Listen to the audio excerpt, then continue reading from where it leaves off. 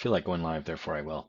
I like to do this part where I'm talking prior, like it's like you're coming in mid-conversation with myself.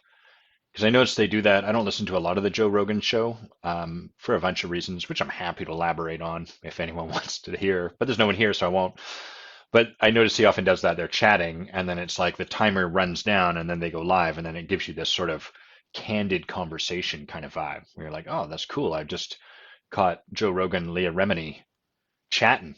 How intimate this was. Anyhow, so that's what I'm doing. Mute that there. Hello, one viewer. This is the pre-show. It's 9:25, and I told people 10 a.m. PST. But the thing is, hello, Grimby, come on in, then I'll close the door again. The thing is that it's just so fun being live that I'm starting early, so I can talk about the silly stuff. I get the sillies out of me, and then we'll dive into the reallys. So first we give you the sillies, then we give you the reallys. The reallys are what really move you forward in your life. Let's start with Commander Reveal. It's Friday, if you didn't notice, and Friday's rule, if you didn't notice that either. And often, one of the things, a great joy in my 40s, is that my friends and I are getting back together and playing Magic the Gathering with more regularity. We've been doing this for, well, I've been playing this game for almost 35 years or something like that, or at least 30 years. It's a long, long, long part of my kind of childhood. You know, that's a hobby that's woven in for me. And so I've been playing it with these guys for a long, long time, but life happens. Some of them have started families, which Bay and I are intending to do sooner rather than later. Some of them have moved away. Some of them have recently moved back. For a while, we were all separated. One of them lived on an island. One of them lived in Nashville, Tennessee. But we're all kind of like able to get together now, and it's starting to become a more regular thing we do on Friday night, which is such a joy because we just love playing this game together, and we're ridiculous, and you know, it's like guys getting together to play poker or whatever. It's fun to do fun stuff with your friends who are fun. So anyhow, I got some new commander decks. This segment is just for the Magic nerds out there. So where my nerds at? This is for you. I'm going to reveal the 3 commanders I might be playing tonight. At least 2 of them. One of them I'm not so sure. So the first one is this Mafk right here, the Dragon. The commander is the basis for your deck in this format I play, which means you can use only the colors that your commander can use, and you build your deck around this guy. There's got to be like, I would estimate, this is purely a gut shot, but about 30,000 different cards to choose from in making a Magic the Gathering deck. That's a crazy amount of choices. So there's good search engines to help you find the cards that fit. But this guy does stuff for dragons. He's a dragon avatar. He says, for example, dragon spells you cast cost 1 less to cast. So he makes my dragons cheaper. So obviously I'm going to put dragons in my deck and not other stuff. So that right there, the Dragon, is our first commander reveal. Our second is this dork called, can you see him? There we go. Kaima, the Fractured Calm. Boy, that camera's struggling with my sleeves. He's green-red, so I only have access to 2 of the 5 colors to play with. And then the third commander that's definitely going to get played tonight is this guy, Shorikai, the Genesis engine. He's a blue-white, so again, only 2 colors. What does he say? He lets us draw 2 cards and discard a card. Boom. Right there, that's card advantage. I'm gaining an extra card every turn, and I'm filtering through them. And create a 1/1 colorless pilot creature token. He creates tokens. Amazing. So that, right there, that's the commander reveal. For those of you that came for the commander reveal that were like, just what is Adam going to be up to tonight? What crazy... You knew I was going to pull some shit, but you didn't know exactly what kind of shit. That's the kind of shit. Okay, so for those of you that aren't the Magic the Gathering enthusiasts, we're past that point. So you can come back, you can kind of plug back in. I was teaching you about Street Fighter a couple of years ago. Now we're talking about Magic the Gathering. What will be next, I wonder? I like to look around my desk at the start of these lives and just see. Oh, by the way, who's here? I see 3 viewers. Put your name in there. I want to know who you is so I can give you shout outs, because that's why we're here. We're here for the shout outs, especially in the pre-show, right? This is the shout out portion. So let me know who you are, who you at, been watching a lot of Trailer Park Boys. Again, I've been re-going. I watched all of them probably 10 years ago. I think Trailer Park Boys is a brilliant show, which I'm going to elaborate on in a second. It's also ridiculous. But anyhow, one of the characters, played by a guy named Jonathan, an actor named Jonathan Torrens. What have I done? There we go. Who's a really, really talented Canadian actor. Way back in the day, he had a show called Jono-Vision, which was like a talk show. And I always thought that guy's a dork because he had a talk show and I didn't.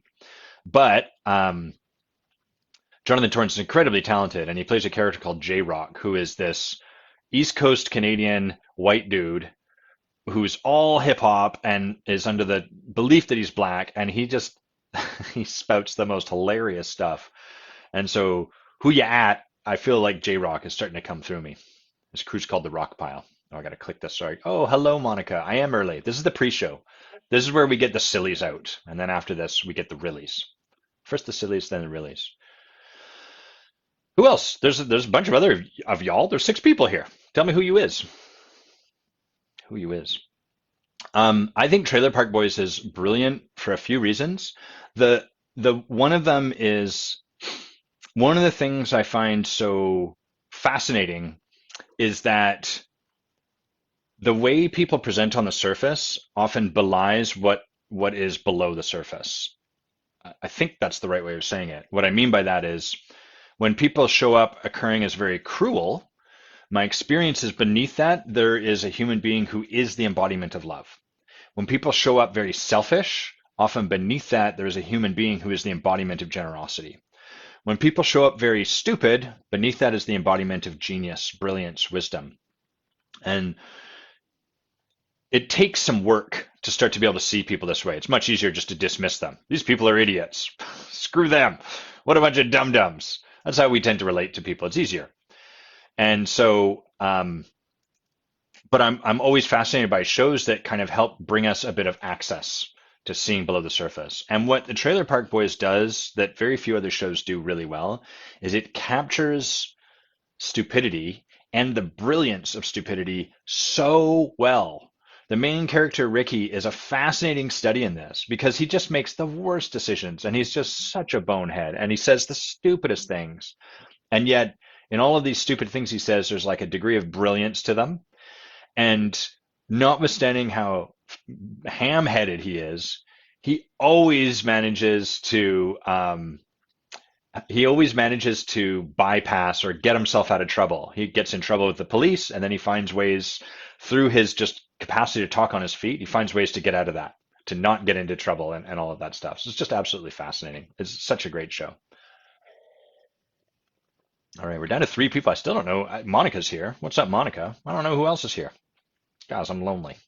I want to know who you are. I'm sorry that I said who you at or who you is. It was just J-Rock coming through me. So Trailer Park Boys, very, very funny, very stupid. There's 3 other shows that Bay and I have been watching lately that are cool that I would recommend. The first is a show on Amazon Prime called Undone. And Undone, first, the way it's filmed is a really cool form of animation called rotoscoping. Like Grimby right there, he wants out. He barges in, and then he's like, I didn't choose this. So rotoscoping is where the show is animated, or it's filmed. They film the whole show with live actors, and then they animate over top of that. And what it creates is this really, it's almost kind of uncanny. You get this form of animation that looks super, super realistic. And it's really compelling. And it kind of creates a bit of a dreamlike quality as you watch it. So 2 of my favorite movies that use this this technique. The first is called Waking Life, which is a movie about a guy having a lucid dream and possibly is dying. You never really know. That explores a ton of fascinating, really fascinating philosophical stances. It's called Awakened Life. And the second one is a Philip K. Dick book turned into a movie called A Scanner Darkly, which is also a really fascinating, kind of grim movie, but so fascinating, super interesting. Scanner Darkly is about the paranoia caused by excessive drug use and then cops spying on cops and It's really, really interesting. Anyhow, in both of those movies, rotoscoping really works well. In Undone, the premise of this show is this girl is in a life and she's kind of miserable. She's talking about how every day after day after day she does the same thing. She gets up and does the same. Oh, good morning, Andrew. Yeah, we start proper at 10. This is just the pre-show. So she's frustrated because her life is like mundane and boring and consistently those things. And she's in her car. I think there's a sneeze coming on. We're going to find out. She's in a car. There was a sneeze. That felt good. Yeah. I did a bit, Andrew. I'm going to talk about my bit in prison. That's more of a dramatic headline, but I have been in prison, not in the way you think. I'm going to talk about it all the same. Uh, so this girl is experiencing the mundane of her life, and she's just broken up with her boyfriend. She's crying in her car. She's driving a bit recklessly, and she sees out of her window her dead father. Her father who's died like years ago, and it distracts her, and she's like, "What?" And then that causes a car accident. And as you watch the show, the kind of question that's being explored is this woman slowly becoming undone? Is she losing her sanity? Or, I think there's another sneeze coming on, or is she somehow gaining access to like a new experience, a new dimension? Has she figured out some way to transcend space and time as we understand it? And so the show kind of explores all of that, and it explores the notion of like the quantum many worlds theory, which is the idea that anytime any decision is made, our universe splits and creates a parallel universe where in one universe there's the way you made, like, the reality is the one where you made X decision, and then the other universe is the reality where you made Y decision. This is actually a posited quantum theory. The trouble with that theory is it's not testable because we can never actually find out we don't have access to the other universe. We're contained in our universe. So it's not a testable theory. Therefore, it's more of an interesting thought experiment. But anyhow, this show explores all of these things, and it does it all with this rotoscoped animation. It's super cool. So that's a show that I think is really worth checking out. Next up is a show called Outer Range. Outer Range it stars Josh Brolin, who I think chef's kiss to that guy. He's amazing. And these are all sci-fi shows, by the way. In Outer Range, which is I think that's also on Amazon Prime. He's a rancher. He and his family have been ranching forever, and they've got neighbors who are also ranchers. And he discovers there's a whole bunch of weird events happening, but he discovers just all of a sudden this giant hole on his land. And it's a perfectly circular hole, like a perfect circle. And it doesn't look like a normal hole. It's just got this dust that's sort of like, like dust particles suspended that are always sort of flowing around it. And what's the deal with this hole? And I'm not going to spoil too much, but as you go on in this episode, in this show, you start to realize the hole is somehow connected to time, and it enables some kind of time travel, and there's a whole bunch of weirdness around it. That show's super cool. It's a little slow moving. So that one can be, you got to be willing, you got to have some patience, but it's rewarding and it's cool and it's interesting what they're talking about. The third show, which is by far my favorite and was introduced to me by my friend Megan Smith, who you should follow if you don't already. She and I did a podcast most recently. Her podcast is called The Skeptic's Guide to Spirituality. So once that episode comes out, I'll share it. But follow her work. She's awesome. MEGHAN, Megan Smith.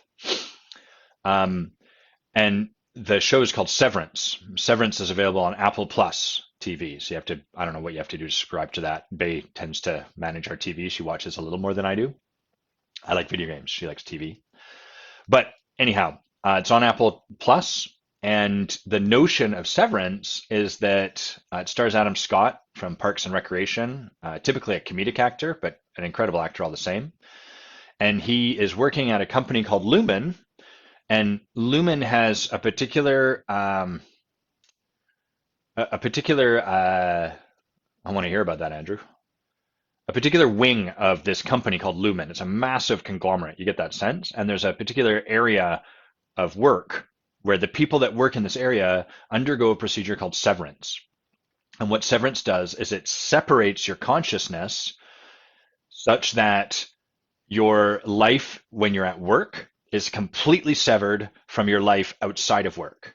So you are living your normal life, you come into the elevator, you go down to where you work, and in that elevator journey, as you go down, it's sort of like a switch happens, and suddenly you become work you.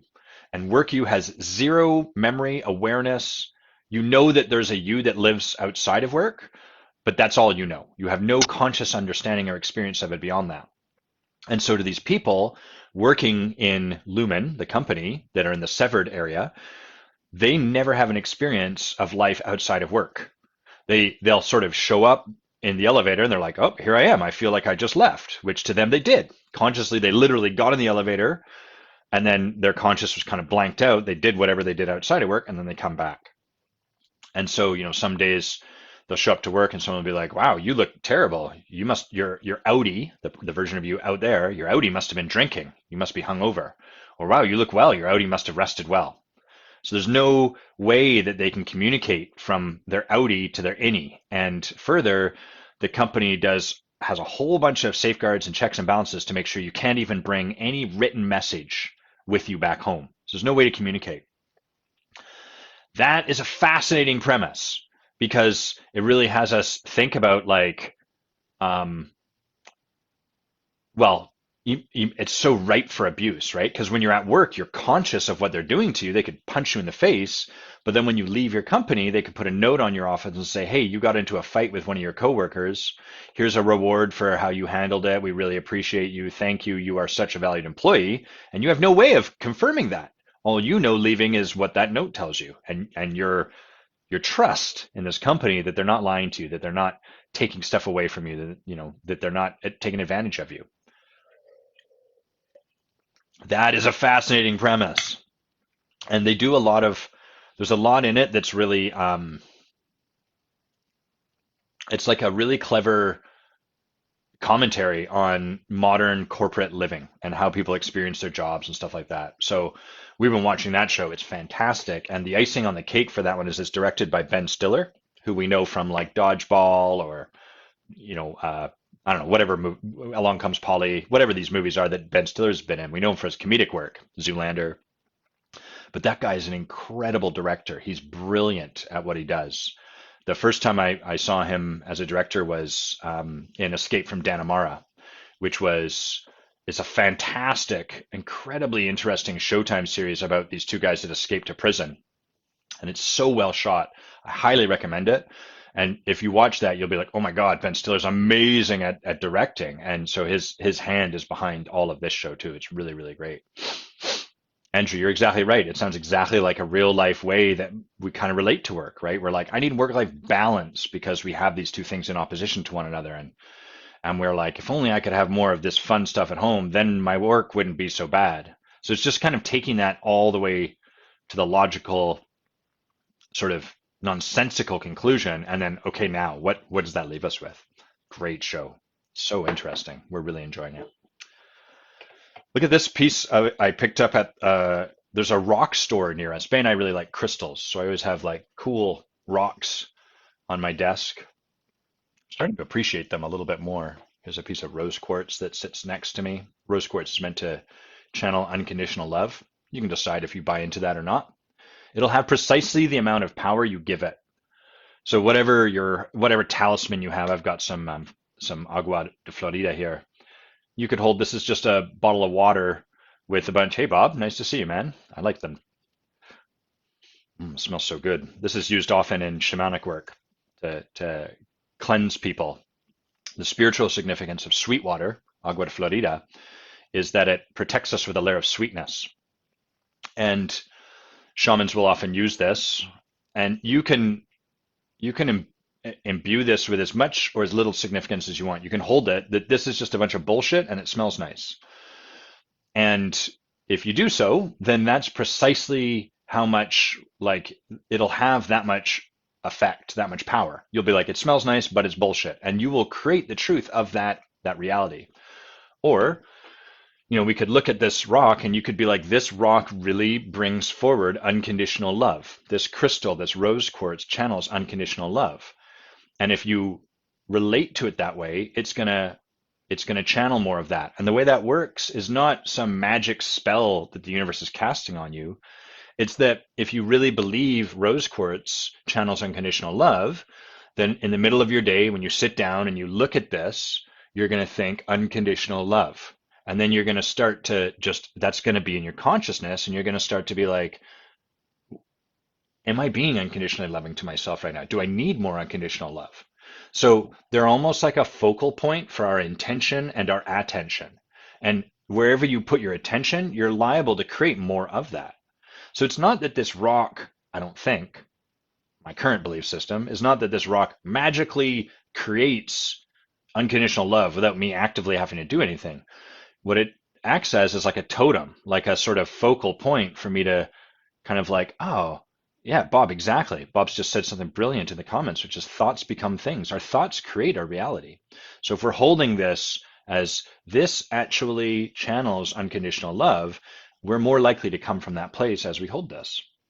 So you can impart this stuff with as much or as little significance as you want, and you will be right about whatever degree of significance you create. If you're like, it's a bunch of bullshit and it does nothing, you're right.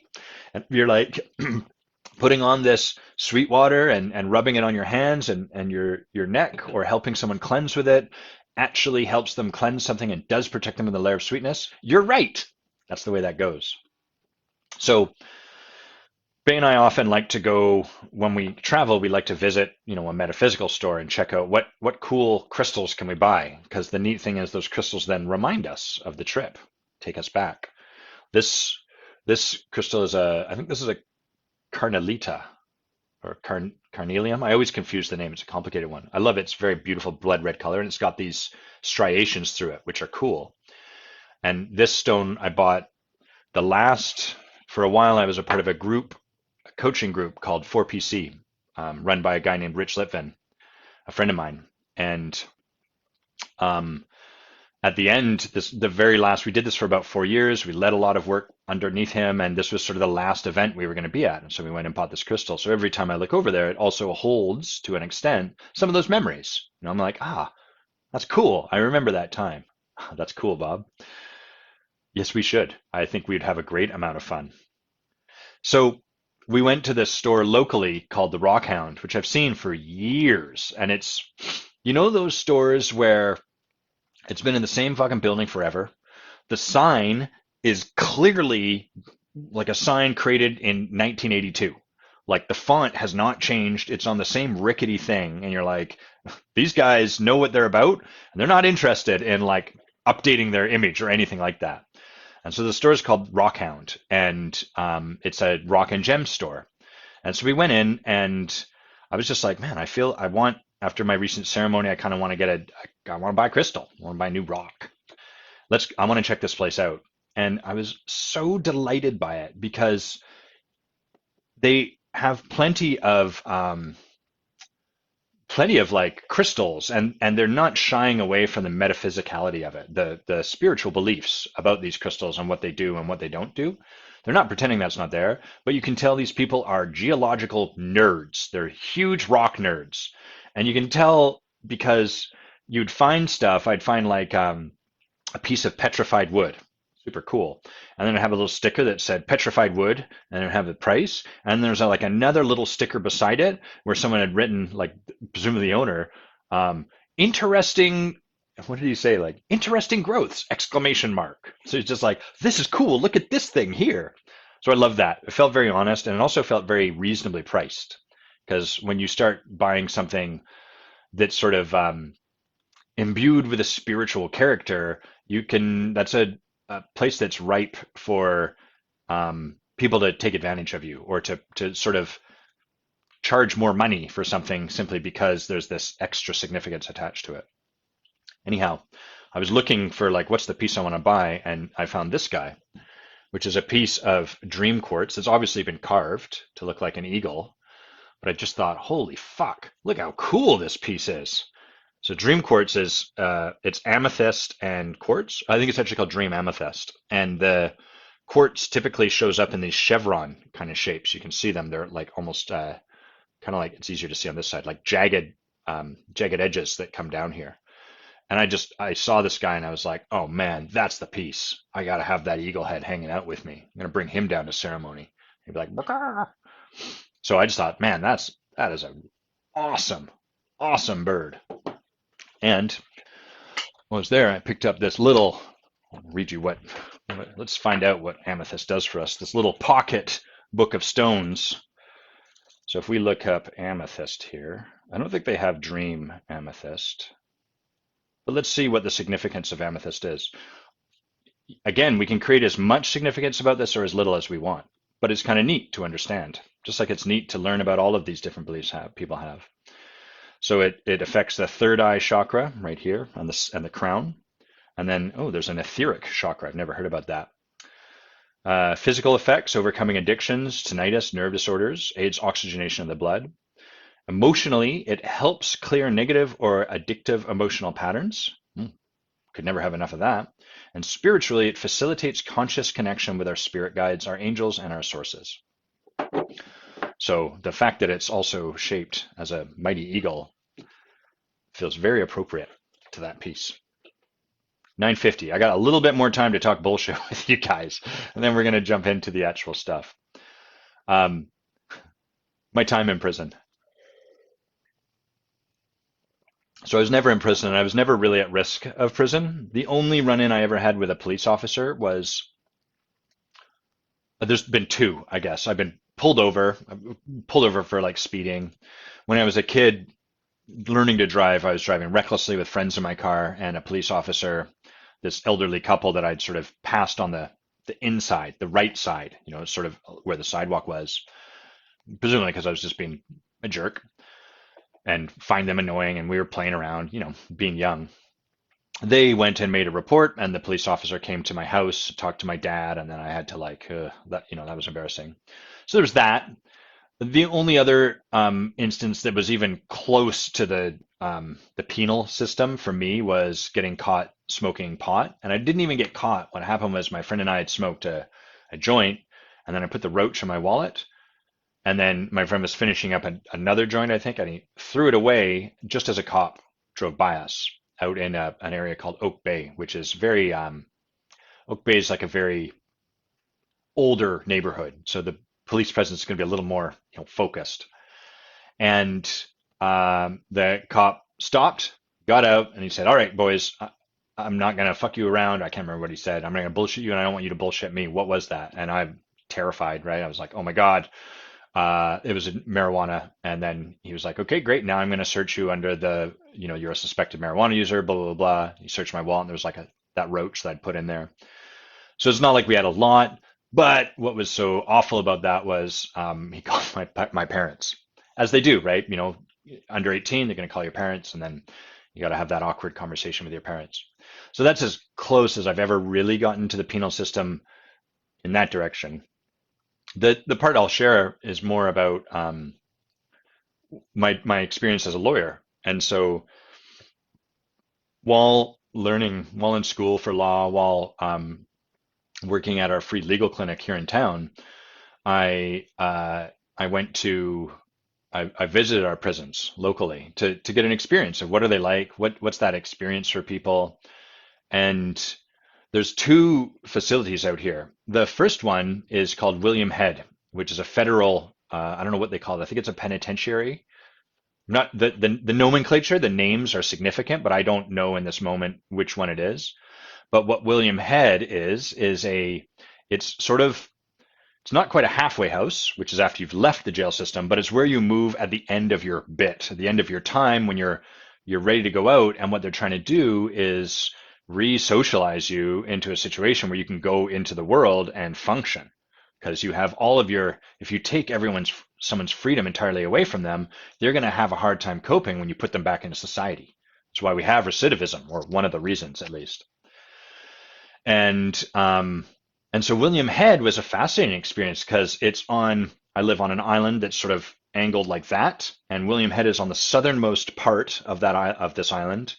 A head is sort of like, a beach head, or almost like it's like a peninsula, but it's more heady, I guess. It's more circular. So it's on one of the most beautiful parts of our island, right against the ocean. And it's kind of cool because there's a lot of First Nations people there, and they're given a lot of, because our prison system have a lot of First Nations people because of the cultural genocide committed by settlers and what would you call that? Colonialism. So, there's a lot of First Nations people, and there's a lot of people on their way out who are First Nations. And so what you find as you go there is beautiful artwork, incredible carvings. They sell a lot of their work. They have a sweat lodge set up. And so that was really an interesting experience. And one of the inmates who was touring us, he was touring us in partnership with one of, I guess, the wardens or something, but he was sharing about his story and how, like, for him, part of what got him in prison is that he'll lie to you, and he'll get himself further into trouble because that's safer and easier for him than asking for help. And I remember listening and being like, man, that's relatable. Totally get what you're talking about. Makes complete sense to me. So that was the first one. The second was our maximum security prison here on the island called Wilkinson Jail. Wilkinson Jail is this beautiful looking jail from the outside. It actually looks like a castle. And that's a full deal prison. And my experience of being in there was that it would be so hard for someone to rehabilitate in a system like that one, because there's no freedoms. You're constantly under surveillance. The walls, everything about it is dry and disheartening and discouraging. And so what happens is we put people in these places, and the human capacity, the human, like, encouragement, the spirit of the human is crushed, it's killed. And what we do is societally, we lay that as fault at their feet. Well, you did this horrible crime, so it's your fault, so deal with it. Okay, fair enough. But it's important, I think, we recognize that has a consequence. And the consequence is when you take away someone's capacity, their spirit as a human, when you quench their soul, it's going to be hard for them to choose out of that when they leave. And so what happens is we end up creating this self-fulfilling cycle where people commit a crime, we hold them to blame and wrong for it, we punish them by taking away everything that allows a human being to thrive, we give them only what is required to survive, and then we leave them in that for 5, 10, 20, however many years it is, and then we say, all right, off you go, make do. And there's not a lot of responsibility for our own impact as a society on how we're feeding into that system that's creating the same circular thing. And so it's no wonder that people, what would the word be, like, I guess, become recidivist or recidivize or return to crime. It's because we've removed all of what was beautiful from that human. And putting someone into that for 10 years, that's rough. Hey, Dathel, it's nice to see you. First Nations are what we call, or I believe the term used for Indigenous peoples up here in Canada. So they're the First Nations, the first people of this land we call Canada. Aboriginals, Native Americans was a term for a while, but I think that's fallen out of the way. And Indigenous peoples is another one. So we have a lot of First Nations that are in the prison system because of the impact of what colonialism kind of did to their culture, and stripped them of their elders and the wisdom and all of that stuff. Anyhow, downer conversation, but super interesting to go and like experience prison that way and get a sense. And I would say it softened me. Okay, let's look at my notes. Where are my notes? Where'd you go, Rome? There you are. Excellent. So what are we talking about today, guys? I've talked about Magic the Gathering. I've talked about my bit in prison. I told you about the TV shows you might like. I guess we're going to talk about this good stuff that David, Monica, and Andrew have provided. These are awesome conversations they brought. So David asks a really great question to start us off, which is, what what role do our emotions play in an enrollment conversation? And remember, an enrollment conversation is what we're striving to create with someone when we're selling. I'm hesitating, as I say, when we're selling, because if you're enrolling someone, you're actually not engaged in selling them anything. But I'll use that term because it helps us kind of walk from this idea of selling to enrollment. So when we're aiming to serve someone by helping them choose into buying, spending money on something, that's an enrollment conversation.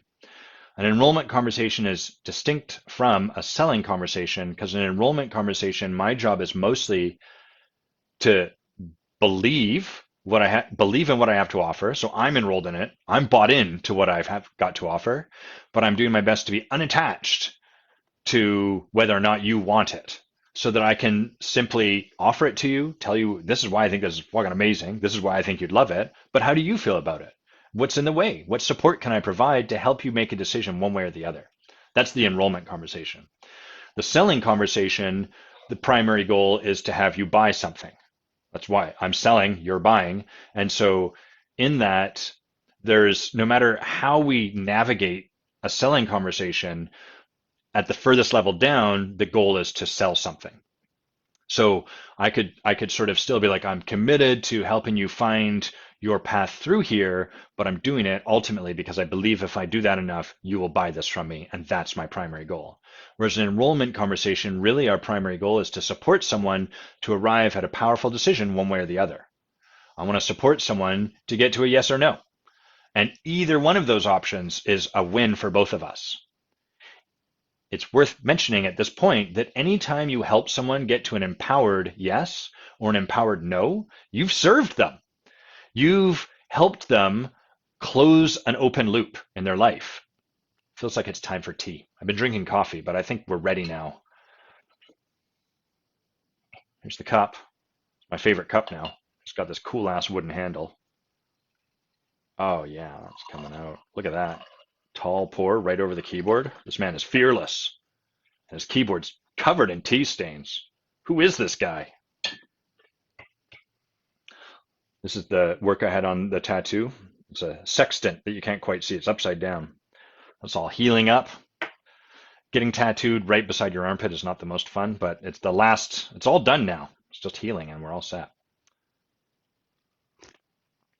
Okay, so we were talking about an enrollment conversation. And what David is asking then is, what role does, if we're trying to be unattached, if we're trying to support someone to get to an empowered yes or a no, what role does our own emotional state have? Like, are we meant to be a robot who doesn't have any attachment and no emotions and is just like, hello, would you like this?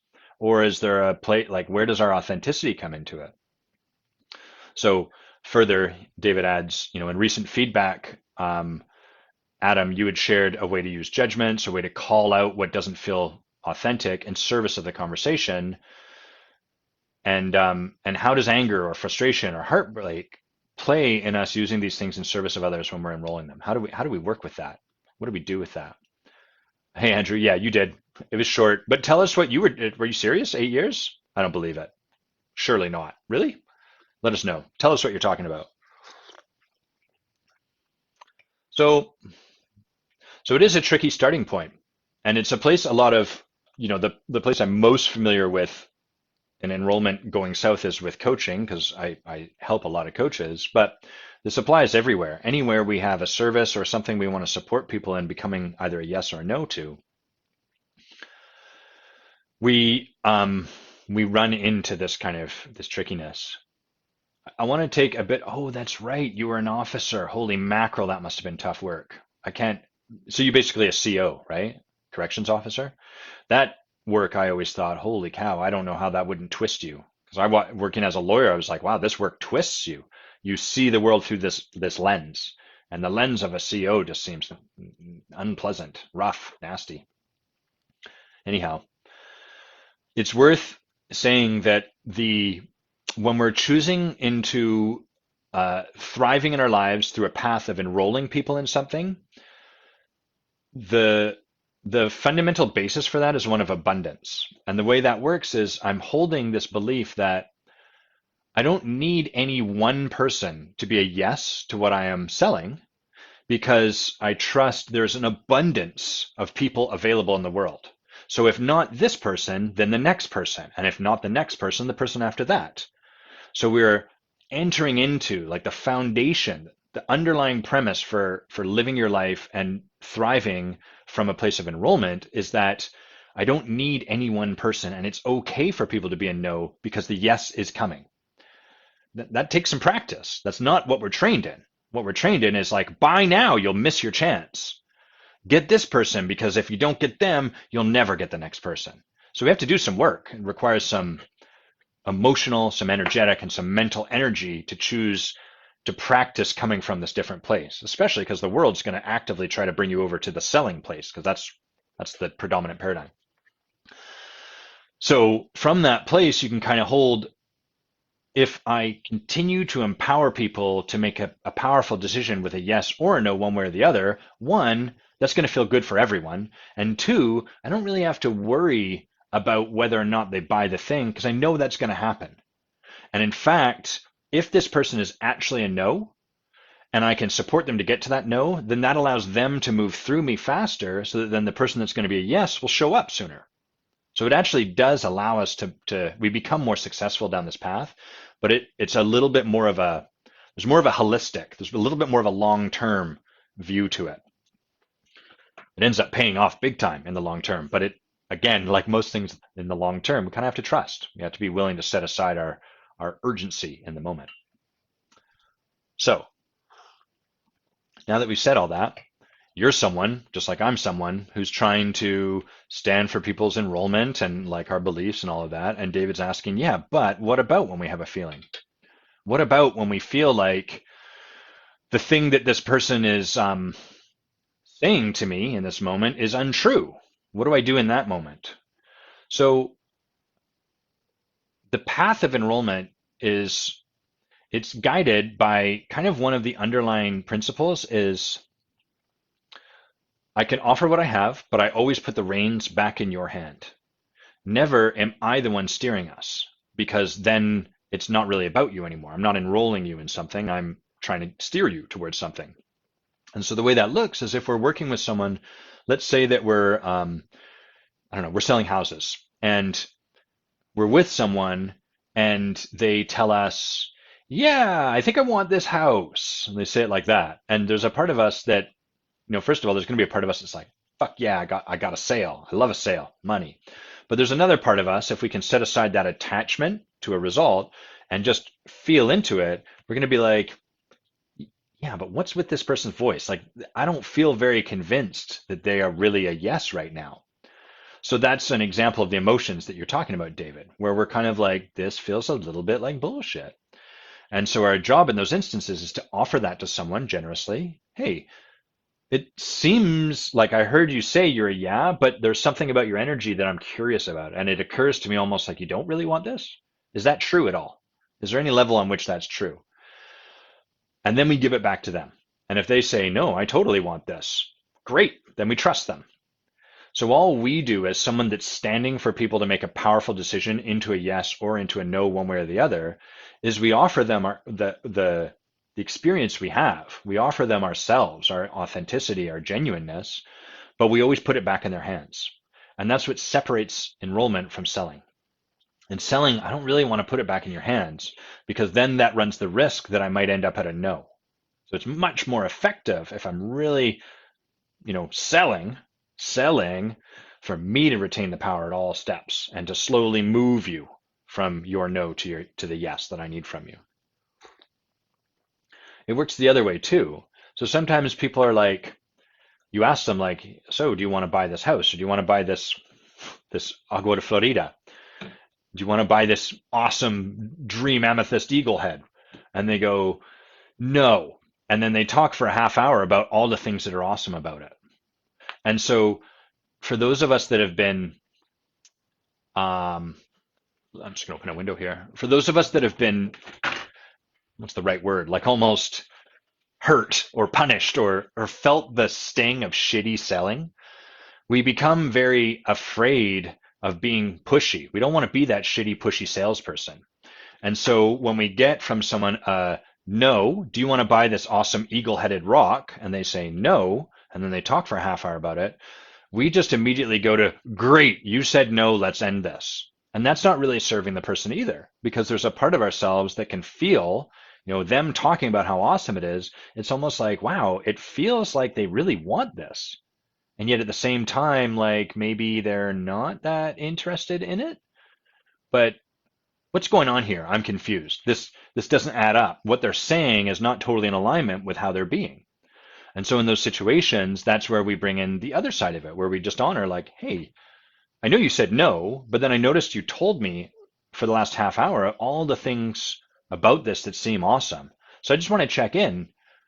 What's going on for you? Like, is it that you're really a no, or is it that you're wanting this but not sure that you can have it, or like, help me understand what's going on?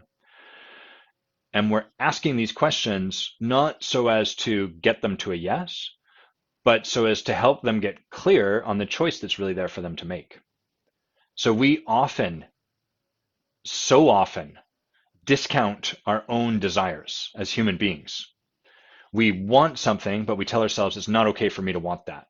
So the way that gets expressed in the world would be like that example I gave, where I'm like, no, I don't want that. But man, I love this label, and the lid is super cool, and oh, look at that gold, and it smells so good, and on and on and on and on. So that's an example where I might be really, my truth is I really want something, but I've just got a bunch of stories about how that's not okay. On the other side of it is we often feel pressure to be a yes, to say yes to something when we don't actually want it. So that's example when you have people that are like, yeah, I totally want this. And you're like, well, I don't really buy into this at all. This doesn't seem legitimate. And so the beautiful thing about all of this is that in our aim to enroll people, to support people in making an empowered decision one way or the other, is that we stop the result itself of them saying yes or no stops being our highest goal. Our highest goal becomes I support people to come more in alignment with their desires, to live their life more in alignment with what they desire. And that is something we can do in any position where we're supporting people to buy or not buy something. So you can do that as a coach selling coaching. You can do that as a software salesman selling software. You can do that as a mortgage broker selling mortgages, whatever it happens to be. And the way to get into that way of showing up in our lives is to stand for the abundance that's available, to live your life from that abundance, and then to really check what's going on in here, what do I feel, and then offering that to people as service and checking it out with them. I think that's pretty fucking cool. Let's see what you wrote here, Andrew. Andrew says, I've been trusting my intuition more and more in my conversations, and it's been a catalyst, he says, for powerful things happening. It feels uncomfortable at times to actually share it, but boy, can it create a different dynamic. Mm-hmm. Do you know what's uncomfortable about it, Andrew? Like, what's the story that has it be uncomfortable to share what's authentic? I'd be curious about that. And following along, Andrew says, being willing to go back to what they said they wanted, even when they were no in that moment. That's a powerful stand. Yeah. Yeah. One of the places I first ever started to do this was people would introduce me to someone. I'd end up in a conversation with someone that I'd been put in touch with, and I'd be like, so what do you do for work? Or I'd ask this at a networking event. This was after I told someone they were boring, a story I'd shared during the episode where I talked about all the failures, the one with all the failures. But what would happen is people would tell me about their job, and they would tell me like cool shit they were up to, but they would tell it in the most boring of ways. And I was left thinking like, wow, does this person like what they do at all? And that's what I would get curious about. Be like, huh, do you do you enjoy it? I mean, it sounds amazing to me, but you don't sound that excited as you talk about it. Is it something you like? So I'm asking a question from like trusting what I feel. And the art that can only be developed by being willing to lean into our intuition is the ability to ask that sort of stuff in a way that doesn't feel overly penetrative. So when we start out, in the early days, someone practicing this way may be, well, they might be like me telling someone you're boring.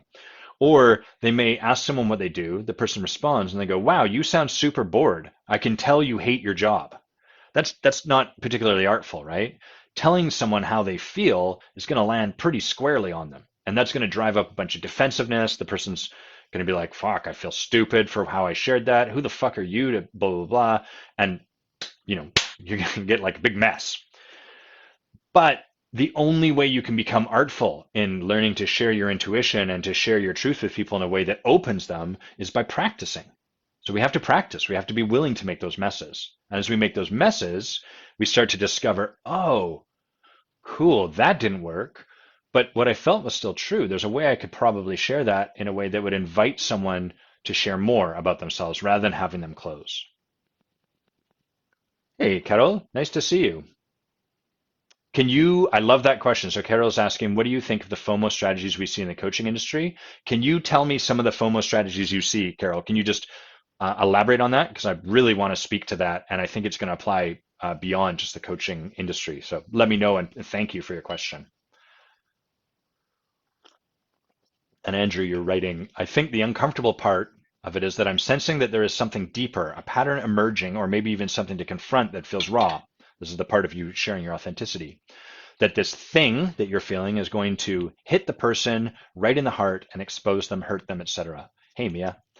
Yeah, Andrew, you're right on the money, right? That's the only way we can learn art. The only way we can learn to create good art is by being willing to create bad art. It's sort of like the only way I can learn to ride a bike and not fall off it is by being willing to get on the bike and fall off of it.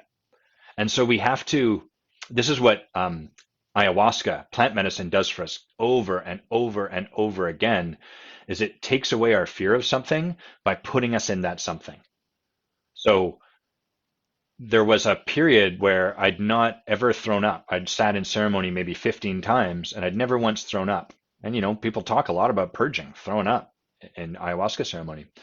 And what happened over time was it became more and more significant to the point where I was scared to throw up. I didn't want to. I had a streak. And that was in my way because there was some stuff held in my body that needed to be expelled as a purge. And because I was resistant to that, because of my fear of that, it couldn't happen. And what Mother Aya provided me, this one night of ceremony was like, blah, you're going to barf it all out. It's coming. You can't stop it. And in that purge, I released my fear. I was like, oh, I did it. And it wasn't that bad. I survived. I wouldn't, it's not like I walk around being like, I wonder if I feel like barfing now. No, it's not something I would naturally choose into over and over, but it's something now I know I can go through. And so once we can start to practice and let that fear not stop us, then we can start to go a little further and a little further and a little further, and then we can start to refine our process. So that fear that we all have of, I don't want to make bad art. What if I share this authentically and it's a huge mess? It probably will be. But in doing that, you'll discover, oh, I can clean up whatever mess I make, even telling someone they're boring at a networking event. Still work for me to do there, incidentally. I can clean up any mess. And as you do that, then you start to become less less fearful. And that allows you to start to practice with it and create a lot more art rather than just in resistance. I'm not going to do that because I'm afraid of the impact. So that's how that goes. I keep seeing your hand, Mia, and I keep thinking it's like you have a question. You're like, I have a question. If you have a question, please share it. I love your questions. So this is how we work with our emotions. This is how anger or frustration or heartbreak shows up. And the more we practice with something like our anger, the better we get at discovering what lies underneath it. So in the early days of practice for me, I was in a container where it was held in such a way that it was okay for me to practice sharing, like, I'm bored of what you're saying right now. It's an edgy thing to go out and just share at people, notwithstanding that I've got stories where I have.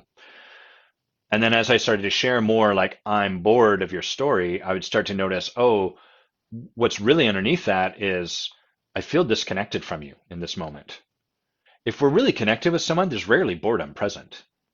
If we're disconnected, then boredom's often present. And the same holds true for the present moment.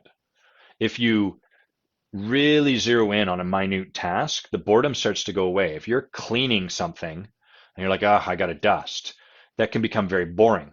But if you really connect in deeply with dusting, if you really get into like, where can I find each speck of dust and how can I bring a degree of reverence to this dusting I'm doing, the dusting stops being so boring.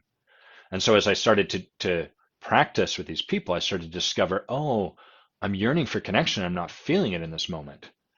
That provided me something deeper that I could start to share with that person. So that again is how that art gets created.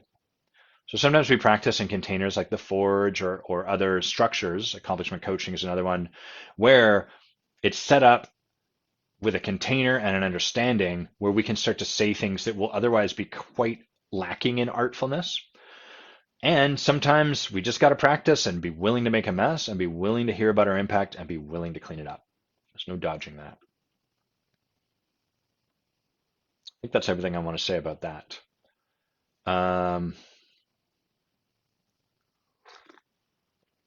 Oh yeah, we just have the diehard viewers today, which I like. What up, diehard viewers? Carol, I'm going to give a few more minutes to see if you will share about the FOMO, and if not, I'll just take a swing. But man, I would love to hear any examples you have. I'll talk about FOMO either way. Andrew saying, I'm intrigued by this aspect of making a mess. I've definitely challenged clients, but the way you speak, Adam, of making a mess, maybe the person has been left disempowered. I haven't played as much there.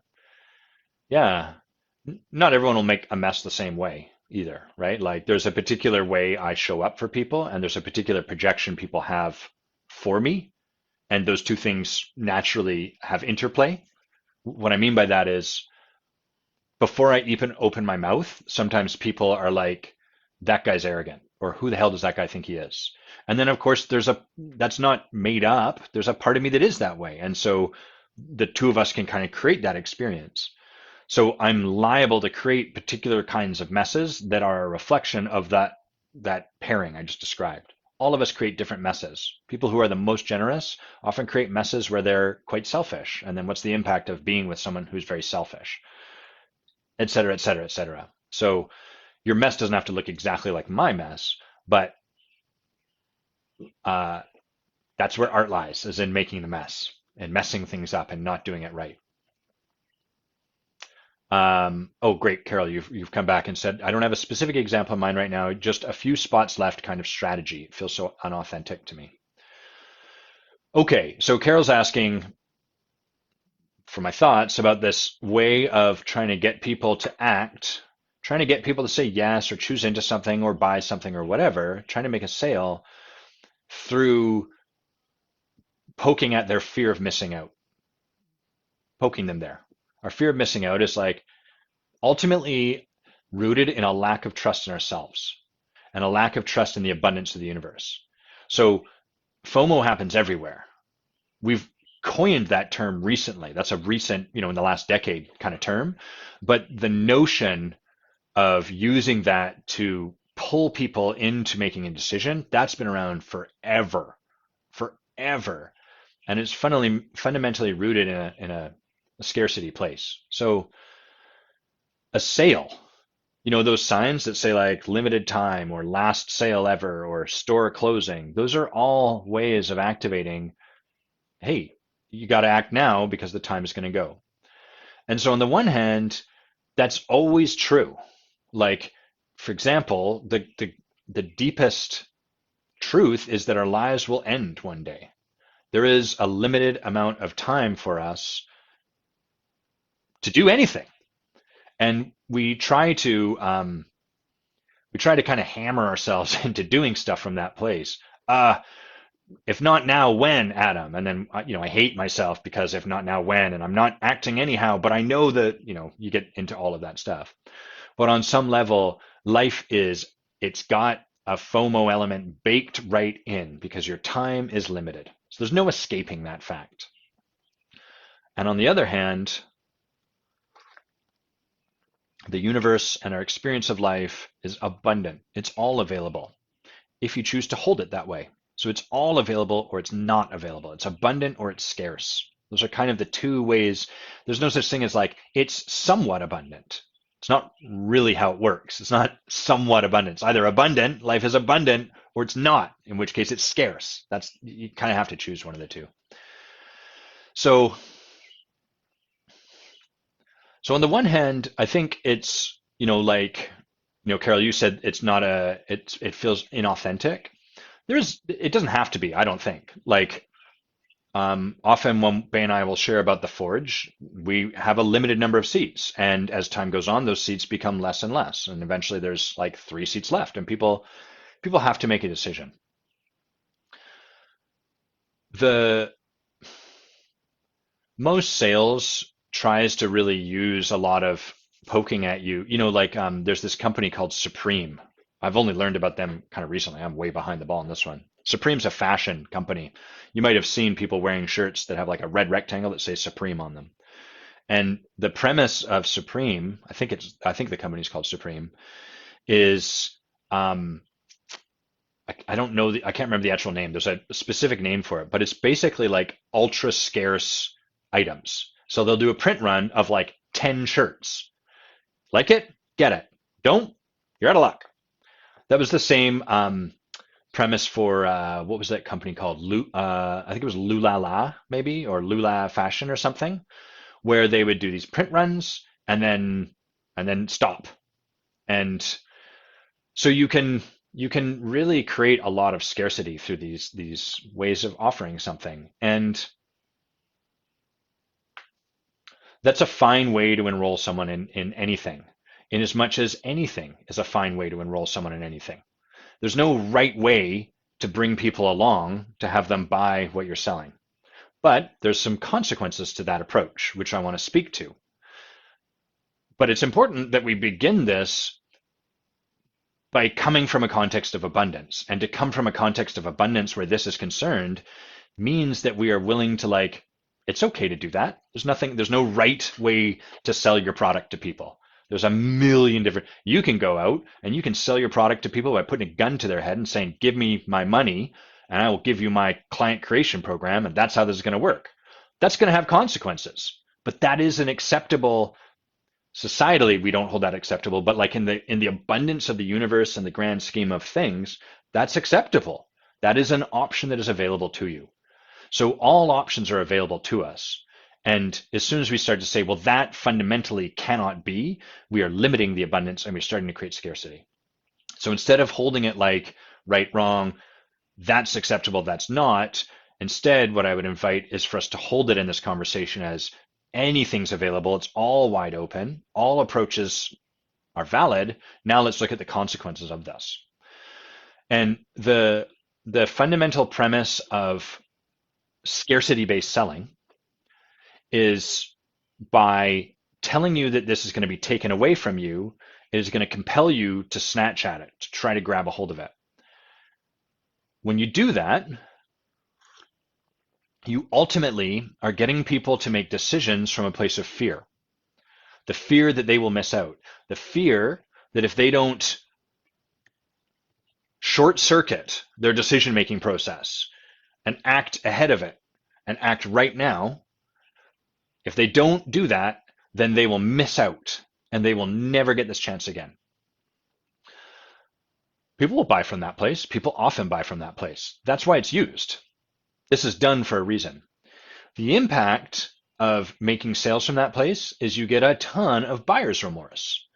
And you get that buyer's remorse because people have short-circuited their decision-making process. So they choose into something, and then they're like, I don't really want this. And they realize once that scarcity is gone, there's no scarcity anymore because now they have it. They're like, oh, I have this thing. I don't want this thing. I'm regretting my decision. And so what you end up doing is you create distrust in your people. You have a ton of people quit after the first month. You have a ton of situations where you have to send people to collections and become the company that sends people to collections. Your business becomes not about discovering what people really want, but about figuring out how to make people scared enough to take action towards what you want, and then locking them in to that with contracts and stuff like that. And so all of that stuff we've just listed is antithetical to the practice of coaching. The practice of coaching is let's work together to support you to find yourself at a place, sorry, let me get better words. Let's work together to support you to come home, to learn how to trust yourself deeply, to learn to trust that actually you don't have to rush and there is an abundance available, and that if you learn to trust your intuition and learn to discern what your intuition is, your life will unfold beautifully and abundantly and richly and with elegance. That's the fundamental premise of coaching. And what's happening with these sales techniques is it's all antithetical to that. And so while it's not wrong, it's valuable for us to distinguish this, because what's happening for those coaches that are trying to sell this way is that right out of the gate, they've stepped away from the fundamental premise. So what they're actually selling is not coaching. They're calling it coaching, and that's okay. I've done enough work these days that I can allow myself to be heartbroken about that without vilifying these people. They're selling something they're calling coaching, but we can tell already it's not because of the approach they're taking to sell. Right out of the gate, they're stepping away from coaching and into something different. And so that's ultimately the consequence, is that they end up doing something other than what they're claiming to do. And that's always going to feel disingenuous internally. And what we feel disingenuous internally, we also feel like people feel that from us externally. And so you end up becoming this person who, one, has to put a ton of energy into trying to convince yourself why what you're doing is okay, or a ton of energy into not feeling the disingenuity that you feel. And then you have to spend a ton of energy convincing other people of the same thing. And you have to separate and disconnect and not feel all of the frustration and the disappointment that you've created through this process as you bring people on board. It's exhausting. I've had friends that built businesses this way, and they created these successful businesses that ran on ads and brought people in and had people in programs. And then those people would quit in droves. And this friend of mine tried to like create like an ironclad contract that they could then hold the person to. But like, if the world is abundant, if there's enough for all of us, and just, you got to be willing to hang out in this with me for a bit. So if we hold it that way, at least for us here in the West, okay? If the world is abundant and there's enough for everyone, is the thing you really want to make your life about holding people in place through a contract against what they really want? Is that really what you would want to make your job about? Or would you rather, if it's all available, would you rather make your success by supporting people to make a really well-reasoned, thoughtful decision and choose into something from a place of empowerment? Probably choose that one, right? That's what I'd choose. Now, here's the reason that people go towards FOMO rather than that. So I've laid it out in such a way that it's probably like, well, obviously I go towards this better one. The reason that we don't tend to do that is there's a few of them. The first is that we don't trust ourselves. Those coaches that are trying to use FOMO to sell someone something, they're buying from the same place. So they haven't learned to trust themselves internally. They're selling you the idea that they have all this trust in themselves, and here's all the evidence. By the way, giving evidence to prove that you've learned to trust yourself is kind of funny, but never mind that for now. So here's all the evidence. Here's why. Here's the breakthroughs I've created. I totally trust myself now. Blah, blah, blah. It's not true. They're trying to sell you that, but it's not true. They don't trust themselves. And that's why they are then also trying to circumvent your own capacity to trust yourself. Two, fear is it's a shorter path. One of the interesting, what would I call this? Like one of the interesting statistics, I guess, about studies on social media is that items that evoke outrage or fear, they are shared, I think it's like 10 times with more frequency than items that are like love-based or invite transformation or something like that. There's a reason I've got 5 viewers and not 50. I'm not asking for a lot. I just asked for 50. There's a reason. There's a bunch of reasons. This is a long form show, all of that stuff. But you could go on TikTok and start shouting outrage about abortion, and you're gonna get more engagement. That's just the nature of it. 10 times more engagement, 50 viewers instead of 5. So to really choose into the path of love and to, look, I'm doing a Bill Clinton push. This is his hand gesture pointing with a thumb. To really choose into that path, it's a longer term play. It requires a willingness to sit with our own fear about scarcity and choose to actually act and show up as though abundancy exists, even though we might still kind of actually believe or be afraid that scarcity is the path. So yeah, it requires some courage to choose over here.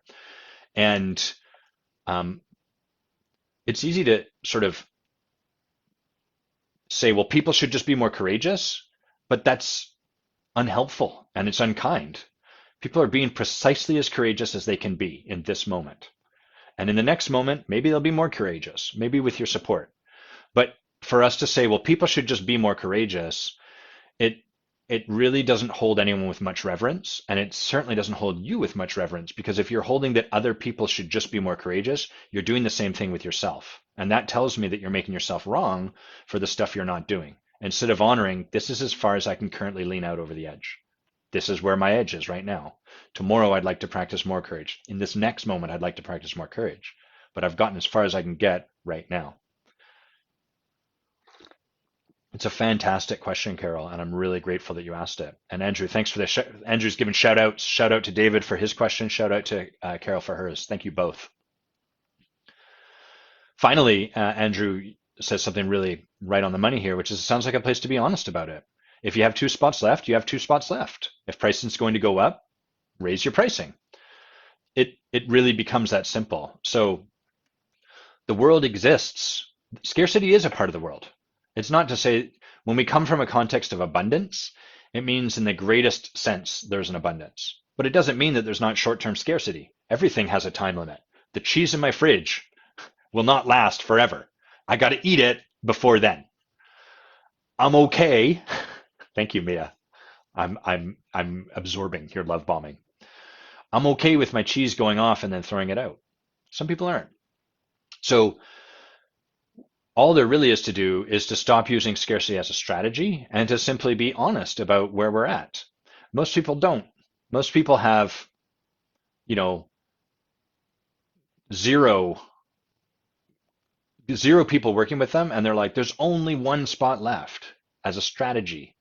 And doing anything as a strategy never really works.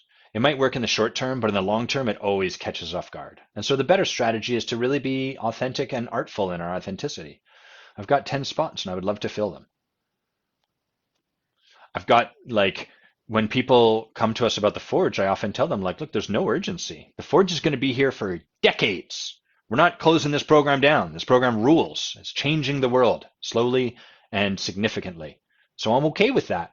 And you don't have to try to force yourself into this. In fact, we don't want you to do that. We want you to really feel good about your decision to come in. And what we find is when we enroll people from that place, 1, we leave people feeling better when they're a no. And 2, the people that do choose in. Like they choose in and they show up because they've really sat with it and given themselves time and space and energy. And anytime someone chooses in from scarcity, once we get down to 1 space left, there comes a point where I can tell people there's just 1 space left. It's yours if you want it. Some people are just naturally going to make a scarcity-based decision. And those people are going to have a less empowered experience of that year-long program that we're doing with them than the people that chose from a place of real abundance. It's okay if I join this year. It's okay if I join next year. Given that, what do I want to choose? Carol, you're saying, I believe that a fear-based decision isn't necessarily healthy in the coaching industry. Yeah, it's really interesting because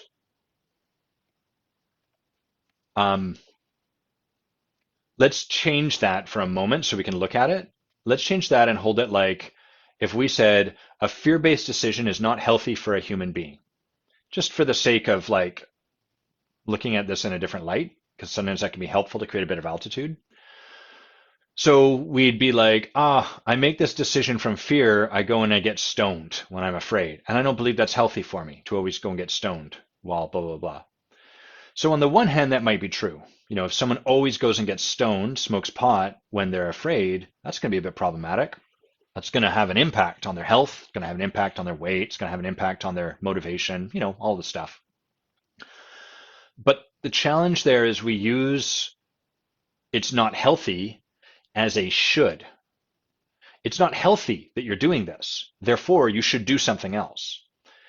And any time someone tries to do something because they should, that has a short half-life.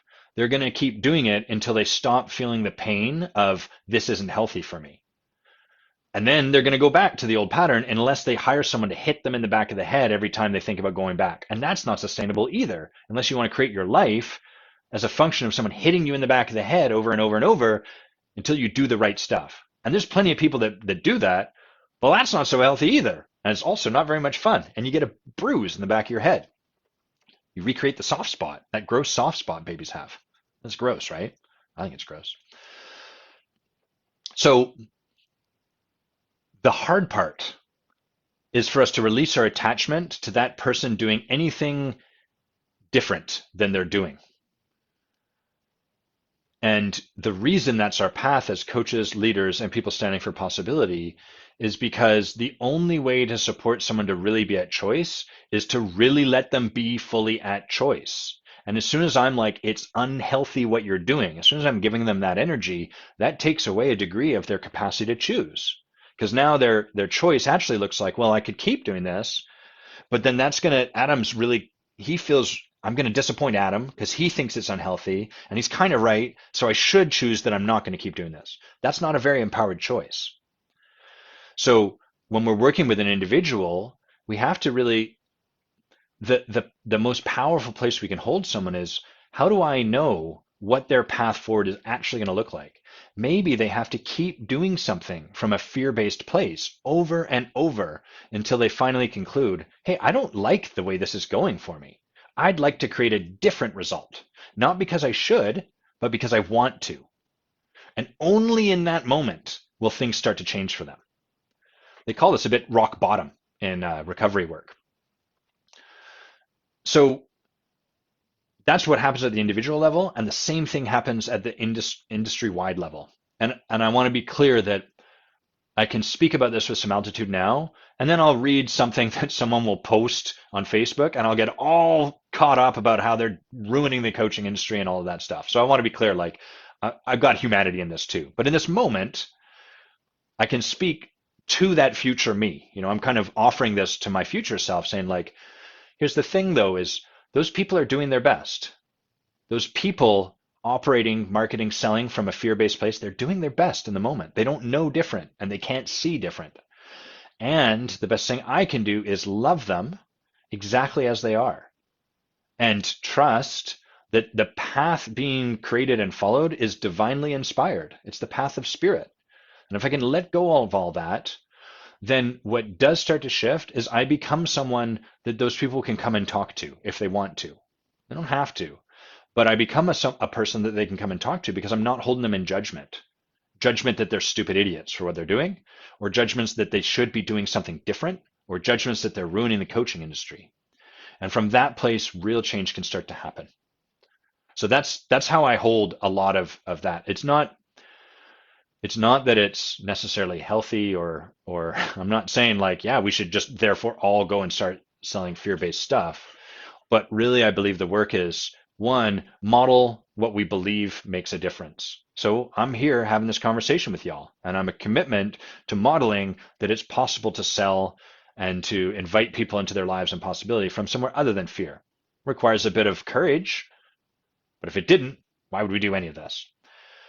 And then two, the more we can love people exactly as they are, not require that they change, let them truly be exactly the way they are and allow them, trust them to come to their own conclusions and to find their way into their own alignment. As we do that, it actually supports them to get there sooner because now they are free to walk their own path. That requires a lot of trust. That's why coaching is such a challenging profession. It's because we don't realize how little we trust other people walking their path. And this is a beautiful example of that. We don't even trust the coaching profession. I used to have a lot of this stuff around coaches not working with coaches. I used to have that really like a, fuck you, stupid. Like, how dare you sully our profession by not working with your own coach? I had to do a lot of work with my coach to forgive that, to forgive it in myself, to let go of this idea. Fundamentally underneath a lot of this was this belief I had that I wasn't trustable and that I had to work with my coach because I was going to screw it up otherwise, and I'd project that onto other people. But now it's okay for people to not work with a coach, but I'm going to tell them that I think they're missing out because working with a coach is amazing. This is like, this is crazy next level technology.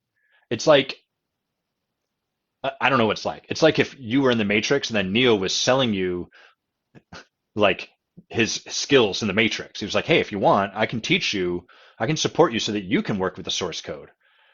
And then people are like, I'm good. It's fine for them to be good. It's just like, it's cool. You can rewrite the program. That's available. That's what coaching is to me. That's how I hold it. It's like an unfair advantage, but in a way that allows you to not act unfairly. You become more kind and considerate and everything. And so when coaches are like trying to sell coaching, but they're not bought into it themselves, I'm like, dude, you don't know what you're missing. You got to get on this train. It's amazing. Let me know if you want to talk about all the gifts that this work can bring to you, because it is fucking crazy and so good and such a gift. And hopefully you can hear that's a much more enrolling place for people to meet me at than, hey, fucking dummy, you're doing this wrong and you're wrecking our profession. That's not very inspiring for people to step into. Not surprisingly, I started to have way more coaches want to work with me as I created those breakthroughs. Weird, right? Mia writes, this is the project I'm creating regarding my sons. Yes, totally. I've witnessed you do this, Mia. Trusting them, letting go of them needing to be anywhere other than where, who, what they are, not fixing them in all the sneaky ways I do. And if y'all haven't read the post Mia wrote a brilliant post about a conversation with her son where she noticed herself like subtly wanting to do this and not trusting them and trying to like, do all the beautiful things that a parent does from love, but not actually a deeper willingness to trust. And Mia caught herself and then kind of chose a different way to show up. If you haven't read that, go to Mia's page on Facebook and scroll through for it. It's so good. I really love that post. And Mia, if you can, find the link for us and post it in the comments just so people can find it easy. But such a great, I've witnessed you practice this.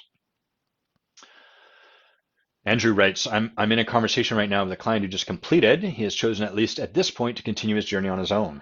I've voiced that I see areas where he could really continue to grow with the support of coaching, and ultimately I've had to be unattached to the direction he decides to go. He is at choice. Uh-huh. Yeah, it's a tricky part because as a coach, you're always going to see opportunities for someone. That never goes away, hopefully. It'd be weird if you're like, this person's clean and complete and they don't have any more work to do. It's not really the way it goes. So we want to let people just be complete, be whole exactly as they are, and then let them choose. Carol, you're writing, I came to the realization that oftentimes people buy the coach's energy. It's all about nice energy and quality of connection. Uh-huh. The way I word that in my lingo would be what we buy is who the coach is being and who we notice we get to be when we're with that coach. That's fundamentally at the deepest level. Bay and I, 3 years ago, we went buying a hot tub. We'd wanted a hot tub forever. We love hot tubs. Bathing is awesome. And we bought this house and there was a perfect setup for it. We were like, oh, beautiful, finally. And so it was a reward. We sold the Forge out about 2 years, 3 years ago. I don't know when it was. And we were like, great, the hot tub's going to be the reward. Awesome reward. And so we were going around and we went to a few places and we went to this one place and we were talking to this guy and we were like, so, we want to buy a hot tub. Start talking to us. Like, what do we do? What do we need to know? What are the stuff? And this guy kept starting to talk and then he'd interrupt himself to tell us, I'm just not a salesy guy. That's not who I am. And we were like, yeah, we're here to buy a hot tub. So we don't fucking care. But it was really obnoxious because it was sort of like exactly the sort of thing a salesy person would say. And it was just it was in the way. We weren't interested in whether he was salesy or not. Just tell us what you got. And so we finished with him and we were like, that feeling? We were like, get off of me. You want to shake that energy off? And then we went to this other place and this dude, he was fantastic. He wasn't trying to push us into anything. And he also wasn't trying to convince us that he wasn't interested in pushing us into anything. He just listened to us and he was like, well, here's the stuff I would recommend. And then we'd ask a question. He'd be like, he'd think about it and be like, yeah, here's one option. Here's another option. We bought from that guy and we didn't buy from him because the hot tubs were better or worse. In fact, you would maybe you could find some evidence, but I would be willing to bet you're buying pretty much the same thing. It's a big thing of fiberglass over a frame with some wood paneling, and you put hot water in it. It's got jets. It feels good. So we weren't buying a hot tub. We were buying Daryl's energy. Sidebar, when they delivered the hot tub, the owner of that company was one of the people delivering it, which I thought was super cool. I think his name's Ron. He's like, yeah, I'm the owner. And he set it up for us. I was like, this is amazing. What service? So we buy the energy of the person. That's what we're really bought into. Not that someone's not salesy. And Mia's sharing, I'm finding that living this energy we're talking about, this quality of being, this way of showing up with people in my own life, relationships, and self is helping me to understand the mechanics of this work. And it's kind of a shaman I worked with who I hold in high regard. She was doing a closing speech at the end of one of our ceremonies, and she said, knowledge is readily accessible. You gain knowledge, you just read a book and you've got some knowledge. But wisdom can only be gained through experience. We can only really gain wisdom when we experience something, when we embody it, when we practice it. And that's why, as a coach or a leader, you often work with people and they'll tell you, yeah, I understand this. I know it intellectually. What they're sharing is that they have that knowledge, but it's not embodied. And that's where people get caught all the time. And that's what one of the brilliant things coaching does, is it helps people move knowledge into a space of deep wisdom. That's a game changer. Carol's saying, all of what we're talking about has a lot in common with the dating world. Yes, indeed. We've got questions from Monica and Andrew. I want to make sure we hit those. So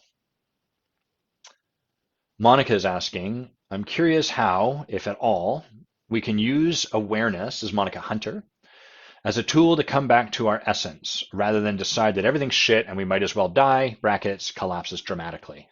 Monica's so funny. And how can we help others or our clients to do the same? How do we use awareness to come back to our essential nature?